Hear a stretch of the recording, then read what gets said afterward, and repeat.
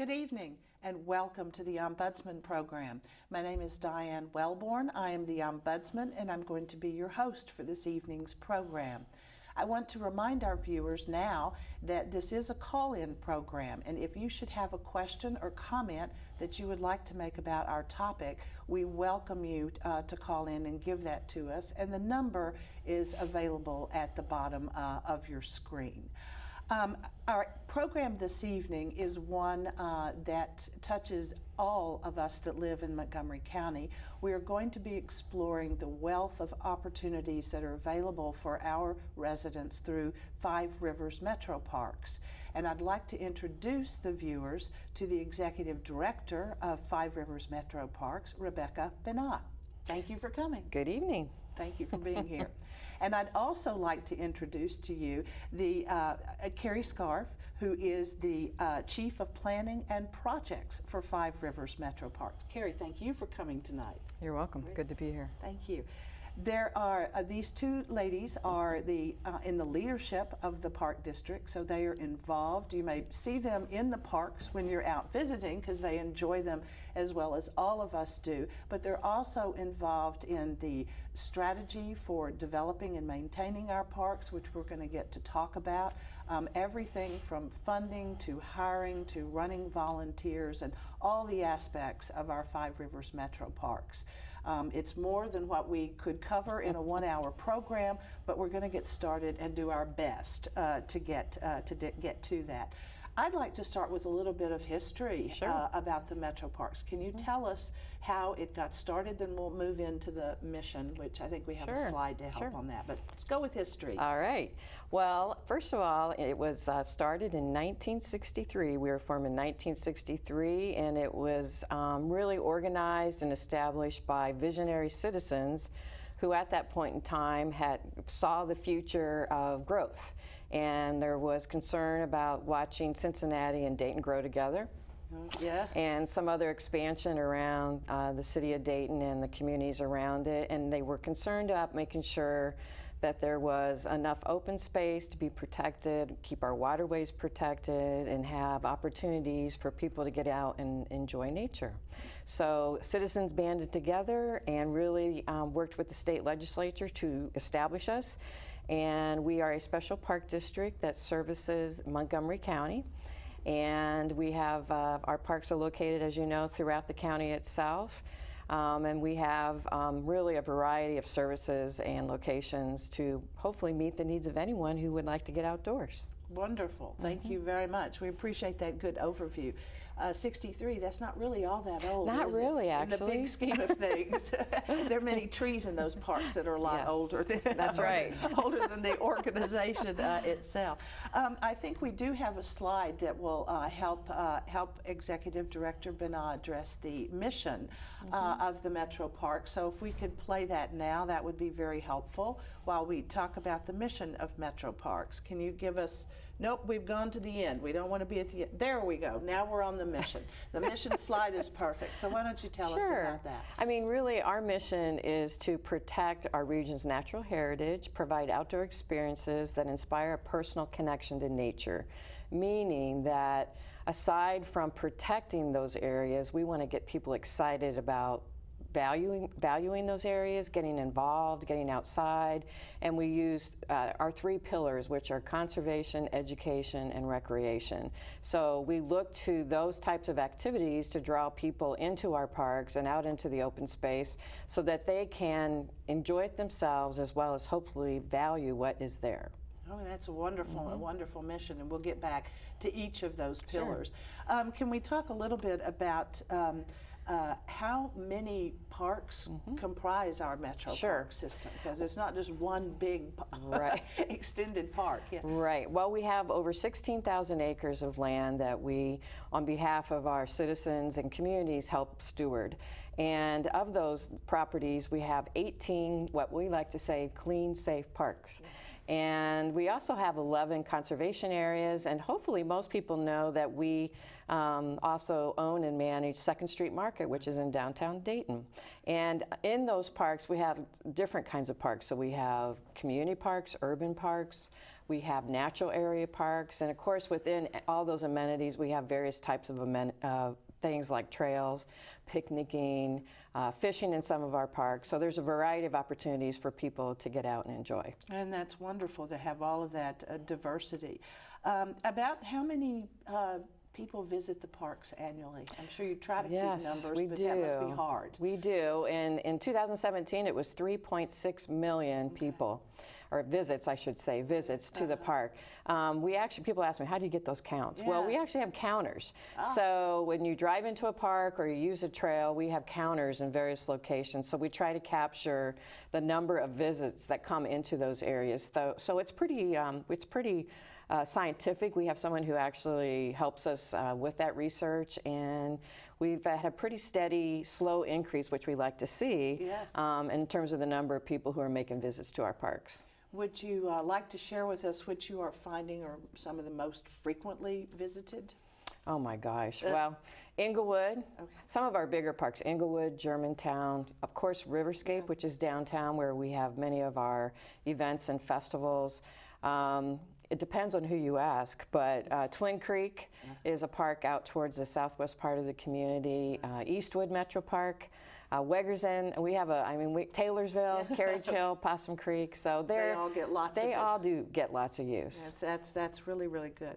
I'd like to turn now to look at highlights which are popular in some of the parks. You just started with some of that, but certain parks are known for either having boating or children or whatever. And would you like to run through some of the highlights of that, so that if somebody is wanting to get out, they might get an introduction to a park they don't know yet? Well, on the slide that you see here, if you can, hopefully the viewers can see it, there are 3 generations in that kayak. And the little gal in the middle has a pacifier in her mouth. So we're getting them young. We're trying to get them started young, but our purpose is to get people out into the parks and to enjoy the outdoors. And hopefully whether it's an individual or whether it's multi-generational, doing family things together, we want to provide a variety of experiences for people to try it. So we have try it programs like try fishing, try kayaking, try cycling. We do have a mountain biking facility. I know people might be surprised by that. That's in Huffman Metro Park, and actually there's about 9 miles of trails there that go through the forest, and also we have some beginner and toddler trails up in that area that are very popular, and people are still finding out about that. That's one of the gems, I would call, the secrets that people still don't really know they're learning about, that we have that available to people to get out and actually try mountain biking. That's wonderful. And now if a viewer wants to find out when is a time to go, when there's a tryout and so there's somebody that's going to coach, give us your website, because that would be a good way for them to look that up. Real easy, metroparks.org. Okay. And our Parkways also magazine that goes out to the residents of Montgomery County. So whether it's there and you see it on the slide right there too, www.metroparks.org, that will have all of our programs and the schedules and the locations and the amenities that are offered in our parks. So people can get on and plan their next visit. That's right. Absolutely. Would you like to add anything else about certain specialty programming in the parks that you think people might need to know about? I mean, they're all family friendly, but there's some that really have more things for children than maybe others. Yeah, and you feel free to jump in. I think the Children's Garden at Wegersen, if people don't know about that, it's a real treat for kids of all ages, really. It's a wonderful garden where they can splash around a little bit of water, play some music, and there are just a tremendous amount of things for them to do there. Great. So that's one option. We also have nature play sites at a variety of metro parks. Hills and Dales has nature play, Englewood, Sugar Creek. All of those parks have nature play sites. And then Possum Creek Metro Park, which is one of my favorites, but not too many people know about it, has a fantastic sustainable farm. And so we have chickens and rabbits there, and goats and sheep and a donkey. And kids love to get out there and play around with those animals. Sure. Thank you. That's really great. And then on the other end of the age spectrum, are there parks that are less rugged and less on the mountain biking biking trails that for people that that want to exert themselves and maybe watch some birds. Sure, sure. Well, you know, we have Cox Arboretum. Yes. So that's a beautiful place to go. And actually that gives you a variety of experiences there, whether you go up the tree tower and can view the region, or there's the walking paths there. Recently, the park had some new paving paths put in that are ADA accessible, really helpful for people who want to get out into the park, which is great, and the foundation there helped fund that. We also have Hills and Dales Park, which is a great place to go and relax around a pond. You know, there are a variety. Medlar Conservation Area has a paved bike trail that many people like to walk or ride. And there are some hills, but you can still enjoy them, but it is a paved trail system. Eastwood, in terms of the bike trail that goes all the way from Eastwood into downtown. Of course, you know that we're connected to the region's, or the country's actually largest paved trail network of 340 miles plus of our bikeway system that we're connected to, and part of that, we are part of that. So there's lots of opportunity to get out and just walk along the rivers, or walk along the paved trails, or cycle and enjoy bird watching along the rivers, which is really awesome, or going up to Inglewood Metro Park, and bird watching is very big up there. Okay. So there's great bird watching in that area. Wonderful. Well, that's good to know about all of those. You mentioned one of the pillars being the conservation. So let's talk about that for a little bit. Why don't you inform our viewers about the role of the parks in conservation? I think maybe that's not quite as obvious as some of the recreational activities, and people may not know all that you all do behind the scenes and how important that is. Sure. Well, we are a conservation agency, and our vision is to be the conservation leader.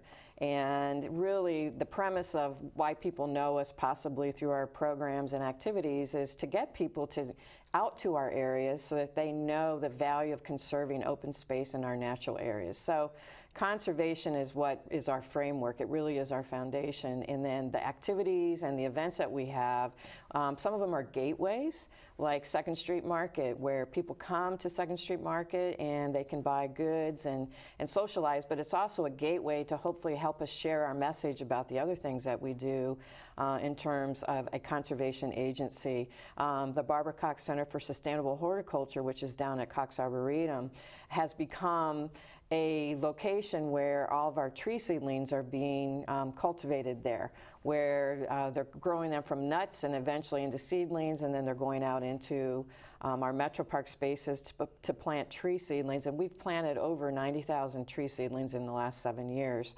That's pretty remarkable. Right, and great volunteers to help us with that, as well as our staff being out and constantly really looking for where do we need to replace our forests.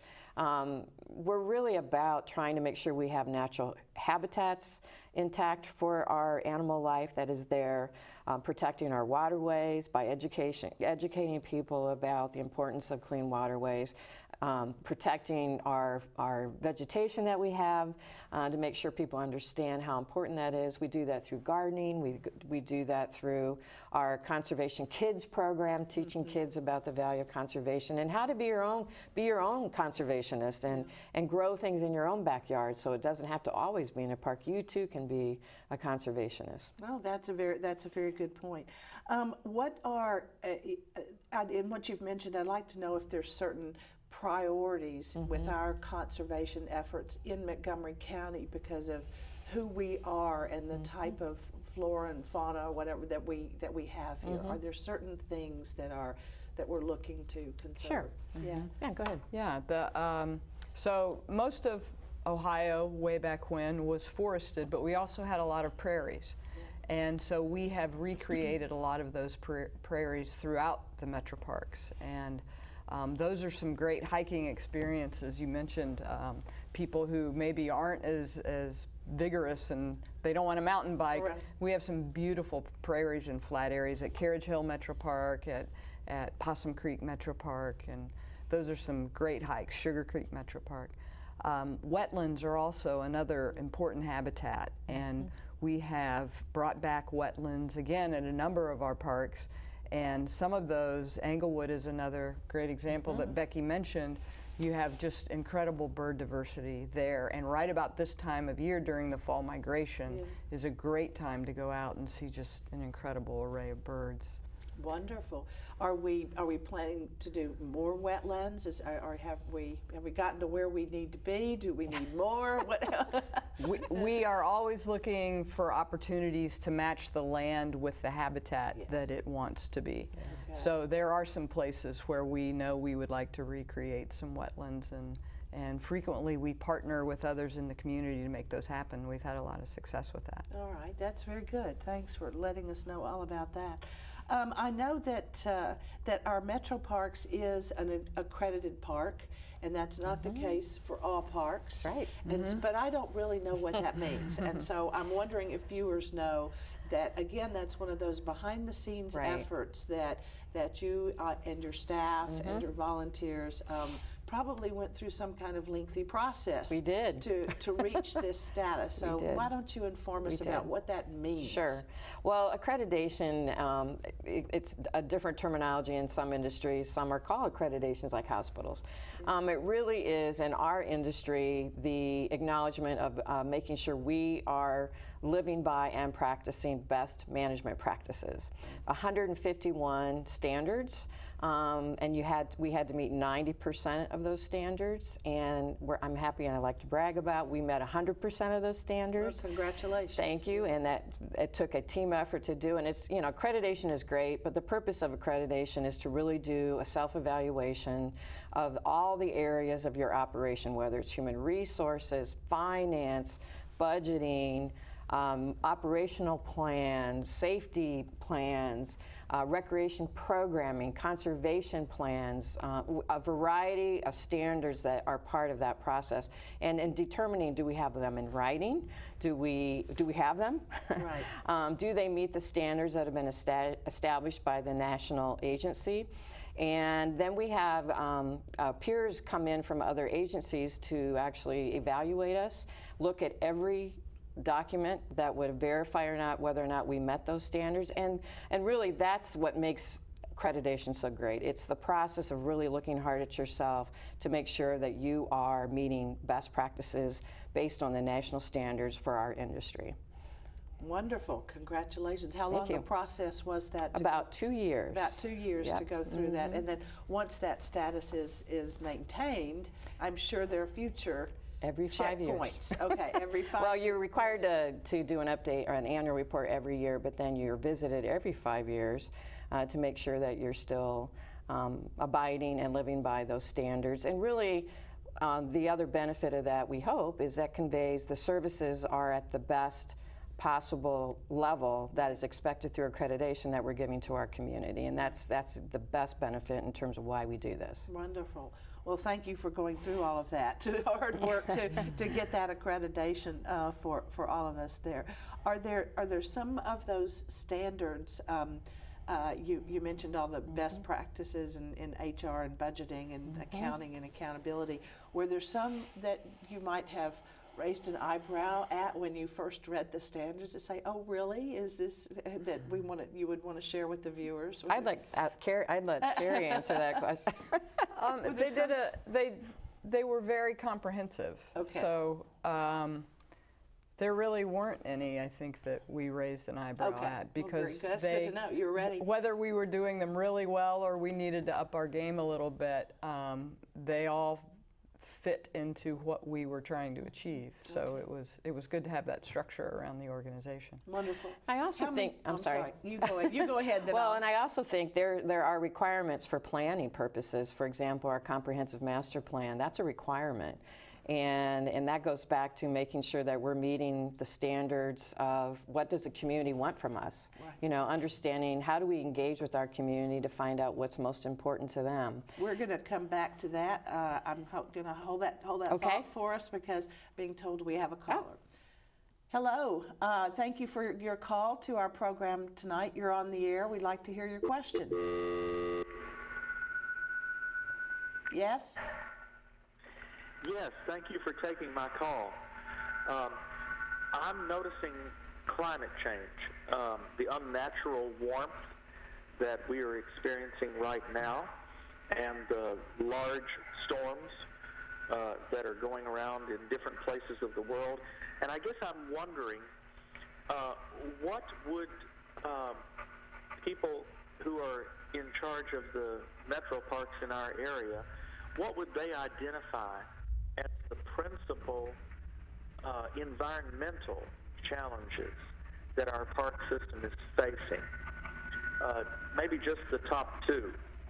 Okay, thank you for your call. I hope you could hear that. It was basically about the unusual warmth and the level of storm activity that we've been having, and what environmental challenges does that present for park management. And he asked for only the top two. Did I get that right? Okay. Right. Well, one I'll tell you that does affect us a lot has been the storm, the intensity of storms and the loss of trees.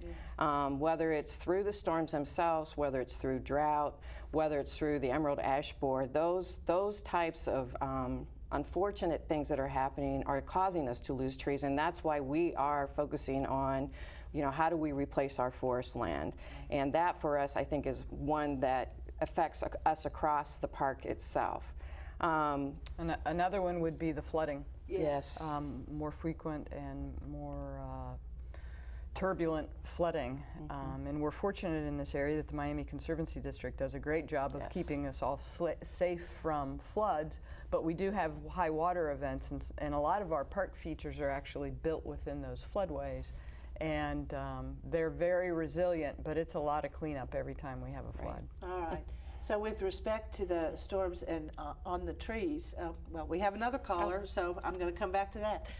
Hello, thank you for calling the program. We'd like to hear your question. Hello? Hello, yes, I had a question. Please go ahead. Thank you. First, let me say we are so fortunate to have such great metro parks in our area, and I just wanted to see what type of programs do you have for seniors? Do you have any targeted for seniors in any of the parks? Wonderful question. Thank you. We'll get your answer. Thank you for calling us. Sure. Back to the seniors in the parks. Yes. Again, a variety of opportunities depending on what park you're located in. But for example, first of all, volunteering. If seniors are interested in volunteering, there is a variety of choices that they can participate in all of our parks and in our programs. We also have hiking programs where people can get out and hike. They can try activities like kayaking. They can try fishing. They can try cycling. They can try camping. We have camping programs, backpacking programs. Bird watching is another opportunity. We are finding in our surveys that people want to be active, so looking at how we can make sure we have accessible trails for people to get on and be comfortable with, to get out and get exercise. So there's a variety of those types of things. Gardening at both Cox Arboretum and Weigerson Gardens Metro Parks. There are a lot of gardening programs available. Oh, very good. Those are great suggestions. Thank you very much for addressing that. I'm also going to, actually my next question was going to be about the volunteer opportunities at Metro Parks and maybe the number of volunteers that you have, which is a lot, and what different kinds of things do they do, and what do they have to be adult, and just tell us. So the answer is it depends. It depends. Okay. It does depend actually on how old you have to be and who you have to be with. So obviously the tree seedling program that I mentioned, that can be a multi-generational experience, and I've seen little children with their grandparents or their parent or all three participating in that program. There are programs, if you're going to be leading a hike, for example, as a volunteer, of course you would need to be 18 and older. There are some programs for teens that they can participate in as volunteers, but there is a variety. And if you go to themetroparks.org, there is a section about volunteers where you can find out about all the activities, whether it's an ongoing volunteer experience. We have volunteers who help us out in our offices. They help us out with programs, and we just have some terrific volunteers that we couldn't do it without them. And I think In terms of the age range, I think there's something for everyone. If you have an interest, please check us out, because we'd love to get you on board and have you work with us. All right. Well, Almost anything Metro Parks does, you can do as a volunteer. that's wonderful to know. That's a great way to sum it up. Thank you very much. And all they have to do is call. Winter, all Yep. season long. There's always something to do with the volunteers. Let's turn back. I was going to come back before the color to the master plan. Yes. So I'd like to hear, I think that a lot of citizens know about the master plan because there was a lot of community engagement that was done. But I'm not sure everybody does. Sure. So tell us a little more about that. Right. I get very excited about this one. Not everybody does, but I do. Okay, well, good. And really because it's the community's plan. When we started working on this in 2014, it was really to make sure we were coming out of the recession, and our resources, we need to make sure we are utilizing our resources to what the priorities were of the community. So we spent about 1.5 years working with the community, trying to find out what their priorities were through a variety of ways, whether it was surveys, public meetings, focus groups, a variety of ways to talk to people and listen to hear what their interests were. We created a 10-year comprehensive plan based on what the community identified, which were their priorities, and you've seen a couple up on the screen, where to protect, maintain, and care for our natural areas, our wildlife habitats, our waterways, provide clean, safe parks. That's very important to the community as well it is for us. We do have a law enforcement team of officers who are law enforcement officers who are patrolling our parks and working with the communities where our parks are located, as well as the trails, 24/7. So they are out all 7 days a week, 3 shifts, and always out helping work with the community and assist people in the parks. Connecting people to nature is another one that we've talked about, and then providing places for community gathering, destinations for community gathering. For example, as we mentioned, 2nd Street Market, if you go down there on a weekend, you know how active that is and busy, and we did add Sunday based on interest and demand from the community. Riverscape in terms of our events that we have there, and many of those are partnerships. We don't do it alone. In fact, we couldn't do a lot of what we do without having partnerships, and part of the plan identified that we needed to continue to look at how do we work with other communities and other organizations to help provide the events and activities that people want. And so leveraging resources are really important, and taking care of what we have. I mean, I mentioned we have 16,000 acres of land and waterways and trails and amenities that we need to take care of, and that's really what that plan is about. And this plan doesn't sit on a shelf. This plan is living, breathing, being modified as needed. We look at it on an annual basis. We have initiatives that are updated from year to year, and those will continue. And once we get to 10 years, we'll go to the next 10 years. So it doesn't stop. And the key is that we stay focused on what the community said was important to it. And I'll tell you, the #1 amenity is trails. Trails. Trails are the #1 amenity. Okay. And we have plenty of those for people to enjoy. And we have how many miles about? Well, in our park system, we have about 160 different types of trails. Okay. And then, of course, many of those are connected then onto the bikeway, the regional bikeway system that we have. So we have equestrian, riding, horseback riding, mountain biking, cycling, hiking. Am I forgetting?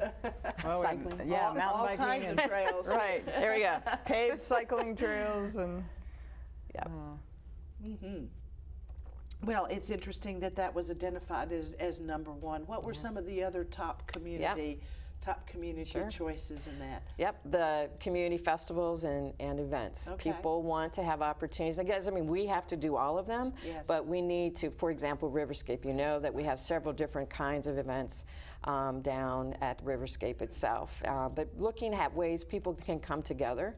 Music is obviously a big interest with people in our community. Gardening is of interest. Getting kids outdoors and getting them active and healthy, as well as older adults, providing those types of activities. So a variety of ways a diversity really of different types of activities people can choose from. Okay. And this 10-year plan was started in 2014. Does it run to 2024? Is that? Yes, but Okay. as I said, we'll continue to update You're that. It was doing it actually every- approved in 16, so Okay. it goes to I see. 2016. To 2016, but Yep. it's being looked at constantly, Yep. as you said. So that's Yes. very good. And what are the things that you were probably most proud about, other than this master plan? Because that's a very That's a good big one. accomplishment. Yes. Well, first of all, and I came here 7 years ago, and I've told this staff they are the most passionate people I've ever worked with, and I don't want to say that lightly. They really believe in the mission. They believe in what they do. And so accreditation was a big step for our organization. Not just the passion of the folks who provide the services, but making sure that we're doing it at the level of what the national standards are that require us to be, and doing that together, so everybody participated in that process. I'm very proud of the team and being able to accomplish that, and not just accomplish it, but meet 100% of those standards that I mentioned. Wonderful, yeah. That for me makes me very proud of those folks. Of course, as it should. That's wonderful. What are some of the challenges in addition to what weather brings your way? Yeah. Well, I think making sure that we have the resources we need, whether it's staff, whether it's funding, whether it's both, making sure that we can meet the expectations of the community. We are very focused on our mission, making sure that we continue to find ways to leverage our own resources to work with others in the community, to be able to provide services that the public would like to see offered. Okay. And you've mentioned already that you all partner with a lot of agencies. Can you name a few? Oh my gosh, there's a lot. Well, you don't want to leave anybody out, but just to give the viewers some ideas. Sure. You mentioned the Conservancy, Right. because of their responsibility for the rivers and others. Sure. Yeah. So go ahead. Well, the Conservancy District leases to us 4 of our major parks behind their dams. So Englewood Metro Park, Taylorsville, Huffman, and Germantown Metro Parks, those are mostly land that's owned by the Miami Conservancy District, but we lease it from them. It's a good partnership. It's a great partnership. Yeah. And then the city of Dayton, we manage several of the parks: Riverscape, Island, Eastwood, Sunrise, Wagerson, yeah. Wesleyan, Deeds Point, right? Okay, so there's And a lot so of those again, within we're the city. Hills and Dales. Hills and Yeah. Dales, yep.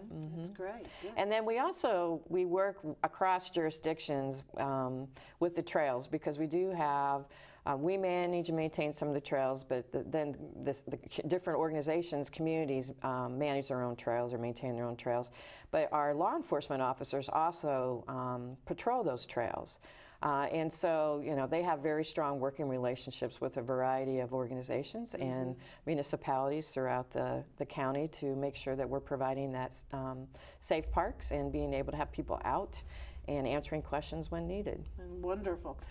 You have already mentioned that with the season of migration, that it'd be great to visit Englewood and look at that while it's going on. Are there other parts, and I know we love all the parks, but are there other parts that might need highlighting right at this season or at this time, or something that you think is the best kept secret, or where people need to go for leaves changing colors, or tell us some of the things that people might not already know? Well, Carrie mentioned Possum Creek, which is, it's near and dear. It is, because I think a lot of people don't know it's there. Okay. And from downtown, I think it's about 8 miles. It's not that far. And it has a place called the Oregon Forest. All right. And it used to be an amusement park. And there's a trail that goes back through a forest that has remnants of that amusement park, whether it's a trolley car that used to be, I guess you could rent it out and stay there. There was a dance floor. There was a pool, a swimming pool that was there. And there's remnants of that have interpretive signage that talk about what was in that area. And it's a nice, pretty flat walk through the park that a lot of people don't know exists. And I think that's such a neat little place. And Twin Creek has the Hopewell Mound, Indian Mound, off the Green Trail, that some people know about, but it's still, I think a lot of people don't know it's there. You probably have some that Some couple of great hiking parks. You know, we've had a good amount of rain this fall, so the fall color should be great. To the southeast, Sugar Creek Metro Park has incredible hiking trails, and it will be a great experience to walk through that park this fall. And then also Taylorsville Metro Park to the north. There are a couple of trails there. You can walk the bike trail through Taylorsville, and it's nice and flat and right in the heart of the woods. Or you can go on the east side of the dam, and there are more vigorous hiking trails there that go through old growth woods that are just fantastic, stunning, right along the Great Miami River. Well, that sounds really enticing. It sounds really good to go. Now, we were going to ask Carrie to tell us a little bit about the downtown planning. Yes, so would you introduce that sure. for us? So part of in the comprehensive master plan, one of the recommendations that came out of that was to look at each of our metro parks, properties that we have, and make sure that we are planning for the future. And so she and her team are leading an effort to develop, either update or develop park master plans for each of our metro park locations. And that's to help us plan long into the future, not just 5 years, but long into the future, to make sure we're meeting the growing needs of the community. Part of that also included the downtown riverfront, Dayton riverfront plan. And Carrie is the project lead on that, and she works with several partners. We have several partners that she can talk about that, to again address the development of the riverfront. As you know, many more people are going to the river, not only in Dayton, but up and down the river corridor, and they are planning a long-term plan collectively, and again, it was a very extensive public process, and so that was a recommendation that came out of the comprehensive plan, and she has been, gosh, when did you kick that off? About a year ago? Year and a half ago, and they will continue to be working on those master plans for some time to come. Okay. So there you go. There's your lead-in. Well, that's about it. That's a lot of park planning going on. Yes. I know we're talking about metro parks tonight, but really the Dayton Riverfront Plan was a partnership among 7 organizations. Metro Parks, Miami Conservancy District, City of Dayton, Montgomery County, the Downtown Dayton Partnership, Greater Dayton RTA, and Miami Valley Regional Planning Commission.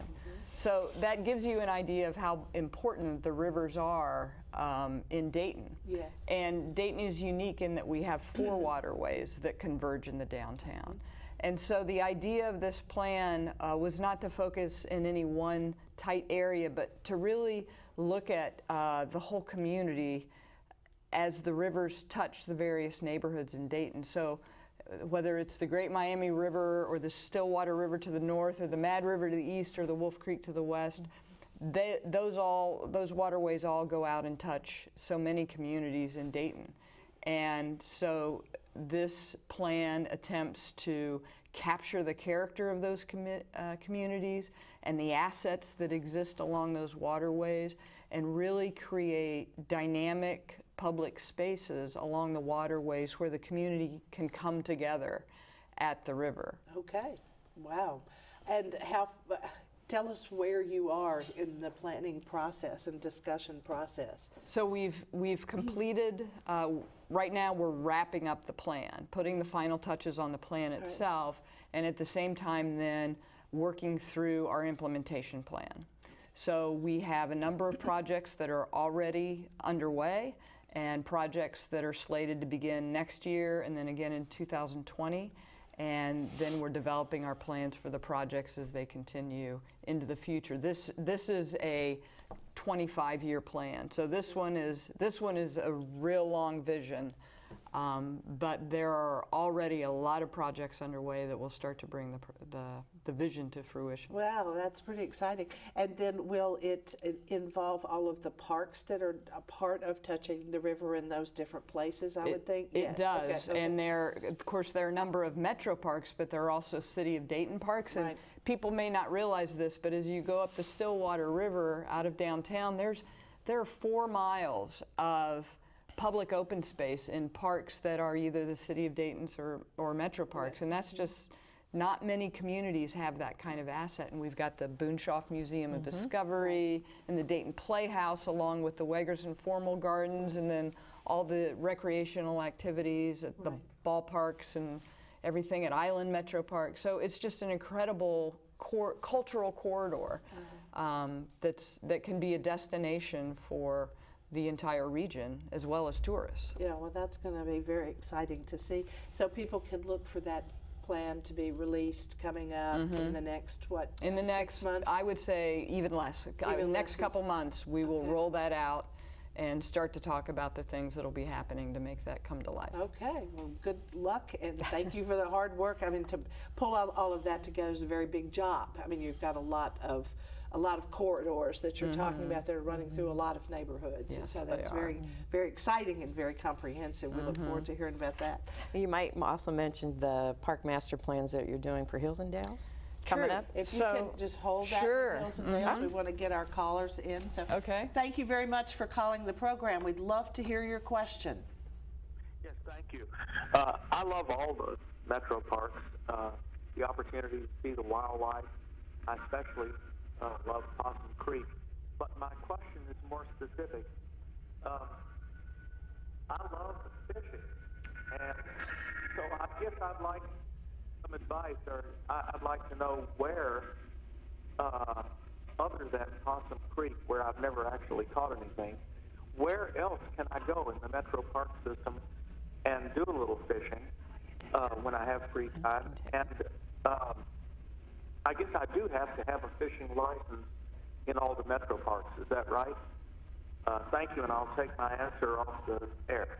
Well, thank you very much for calling. I think our caller is maybe asking the age-old question of where's the best fishing hole.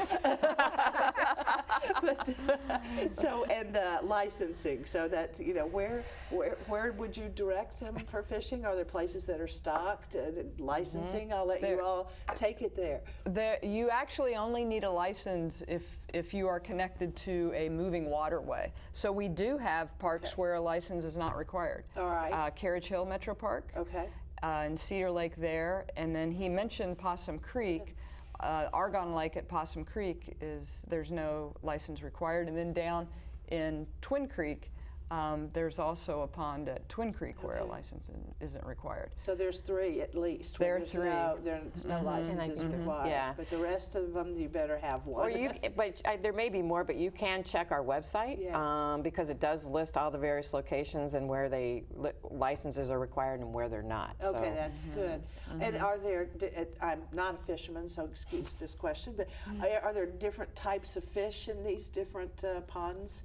There are different types.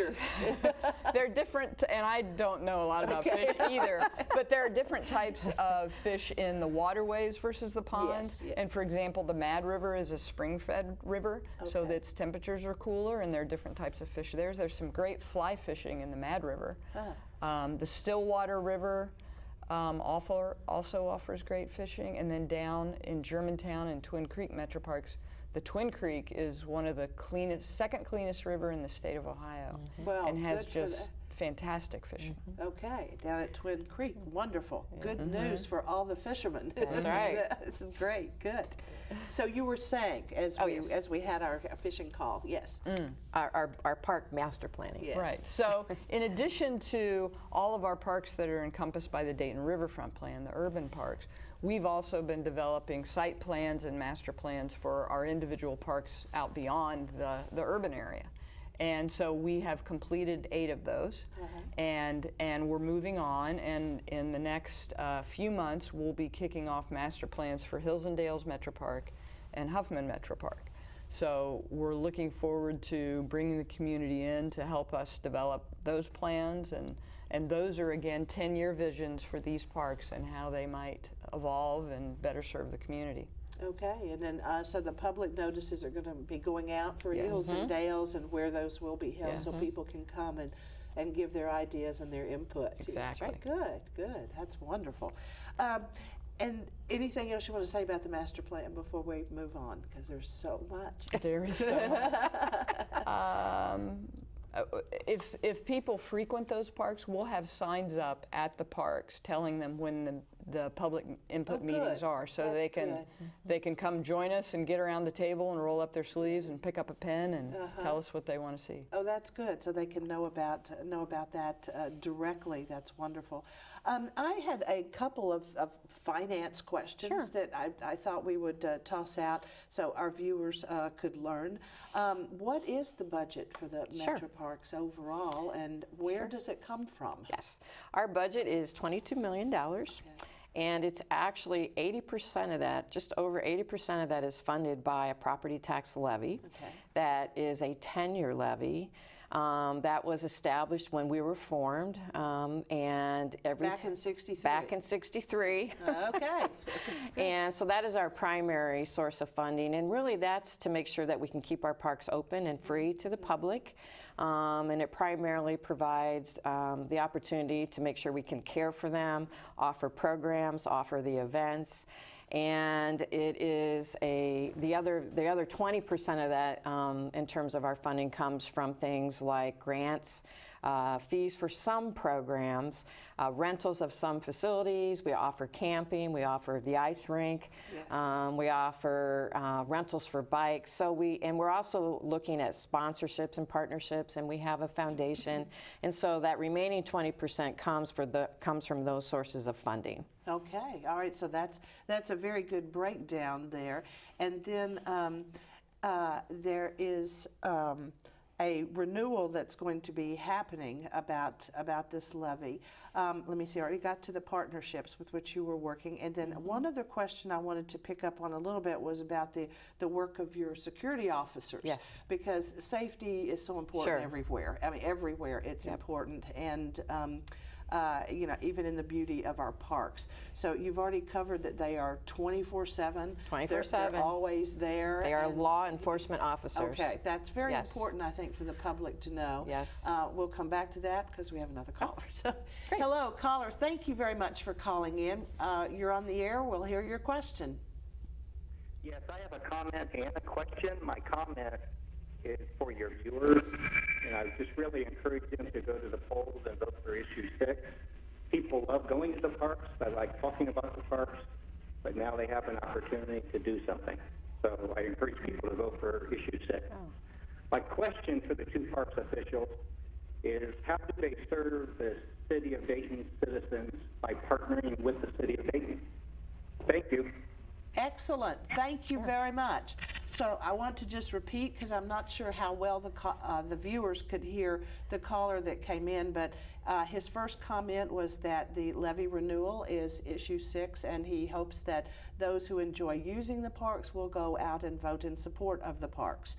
And his second part, that was his comment, and his question was about how the parks are working specifically with the city of Dayton. Sure, and we talked a little bit about that. I do want to say it is a replacement and not a renewal, so I just want to make sure everybody knows that. Replacement levy, so it's Yes. just the same. It's Nothing- replacement levy with Right. there is a slight increase. Okay, Yep. all right. But all it's a right. replacement. It's a replacement. Very important for people to understand. Yes. Yeah. So we mentioned a little bit about how we work with the city of Dayton, and again, there's some very strong partnerships. The River Run, and we didn't really hit on that much, but the River Run that's in the middle of downtown Dayton, Right. that was a very strong relationship and continues to be in terms of working together.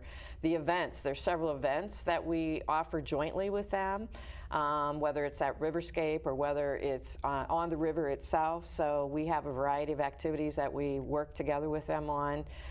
So having that partnership, leveraging each other's resources, as we talked about, instead of one organization trying to do it, we look at ways how we can come together and offer services that otherwise we probably couldn't do. The planning process, collectively planning together for the future, instead of having you have a plan and you have a plan, and they're operating in their own arenas. You're working together to plan for the future so that you're again maximizing each other's resources. We also work very closely with them on the bikeways to complete the key arteries of our bikeway system, and we're working to go on down through downtown on the Great Miami River at the top of the levees, so you aren't interrupted by the high water event. Right. But also a real important one is going out west along the Wolf Creek. And we're working both with the city of Dayton, actually, and the city of Trotwood and Miami Valley Regional Planning Commission to complete that part of the bike trail and make that just a great amenity for all the residents out that way. Now, when might people see work? Is that kind of work done in the winter, or does it wait till the spring? When might people see work being done on it? There's work going on right now, and this is a collaboration with the City of Dayton Miami Conservancy District. They're building a ramp down from the top of the levee to the bottom of the levee, right below the Art Institute. And then that bikeway will extend through Sunrise Metro Park in the next few years. And Sunrise is on Riverview. It's right there on Riverview. Look, it's on. It's on River. Yes, it's on Riverview. You're exactly right. Okay. And Edwin C. Moses as it heads on down. Right. And then people will see the bikeway then that heads up the Wolf Creek coming off of James H. McGee Boulevard and going along the creek and then through more residential streets. So there's a lot of, as we go through the next few years, you're going to see something new every year around those bikeways in that part of the city, and it's fun to work with the city and other partners to make those things happen. Well, that's also very, very exciting to be seeing bikes coming through there. That's just fantastic.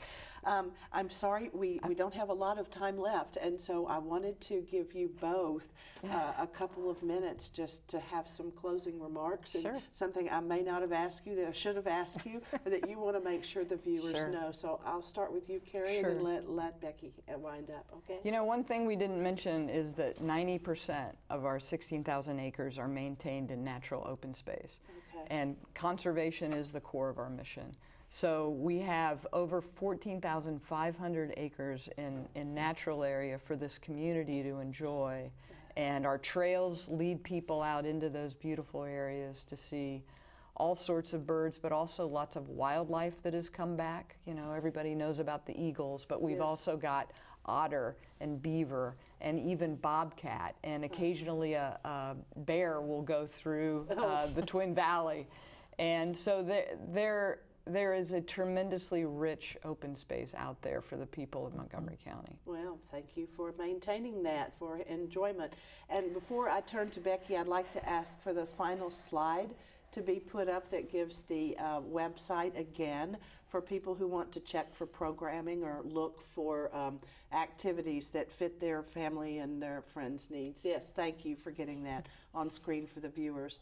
All right, let's wrap it up. Well, great. Here. So I think for us moving forward, you know, as I mentioned, the Comprehensive Master Plan is our guide, and the things that we're going to focus on are connecting our communities through our trail system. That has been highlighted several times. It's very important to have the opportunity for people to get connected, have places for people to gather, and have programs and provide destinations for people to go to. Take care of what we have is really important, and also focus on how we continue to look for partnerships and working together to leverage each other's resources. So in doing all those things, we hope that that is what the community wants from us. We'll continue to ask for their feedback to make sure that moving forward we offer these wonderful gems to our region. Well, that's fantastic. Thank you. And I just wanted to add that to have a park system that's open to so much community input and so much community volunteerism makes a big difference when you're responding to what people want. Number one request is trails and gathering spaces, and that's just wonderful. So congratulations on that, and thank you very much. I'd like to thank the viewers for watching the program this evening. Please check out the Metro Parks website for events in your area. Thank you for watching. Good night.